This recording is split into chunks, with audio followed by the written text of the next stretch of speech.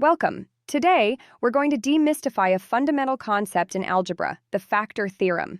You're likely familiar with polynomials, expressions consisting of variables and coefficients.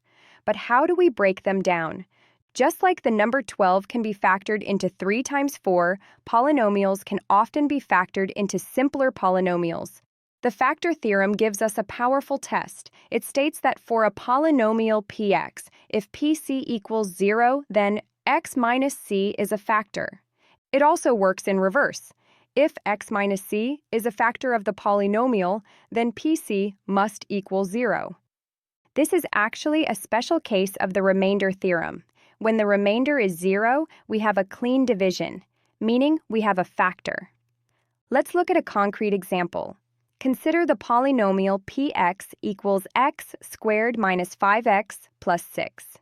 Let's test the value x equals 2. We substitute 2 into our equation. That gives us 2 squared minus 5 times 2 plus 6. Calculating that, we get 4 minus 10 plus 6, which equals exactly 0. Because the result is 0, the factor theorem tells us immediately that x minus 2 is a factor of our original polynomial. What if we tried x equals 1? We'd get 1 minus 5 plus 6, which is 2. Since 2 is not 0, x minus 1 is not a factor. Why is this useful? Well, finding factors is essential for solving polynomial equations, especially when the degree is higher than 2. Imagine a cubic equation. The quadratic formula won't help you start. You need to find at least one root first to break it down. We often use the factor theorem combined with educated guessing, checking factors of the constant term, to find that first key to the puzzle.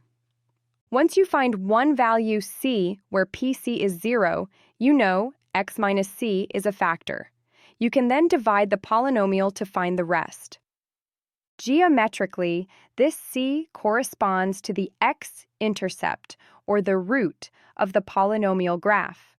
So finding where the graph crosses the x-axis is equivalent to finding the factors of the algebraic expression. It's all connected. To summarize the process, first evaluate your polynomial p at a specific value, let's call it c. If your result is 0, congratulations. You've confirmed that x minus c is a factor. If not, try another value. Think of it like finding the right key for a lock. The factor theorem tells you when the key fits perfectly with no remainder. While we focused on real numbers today, keep in mind this theorem holds true even for complex numbers, which you might encounter later. The best way to master this is practice.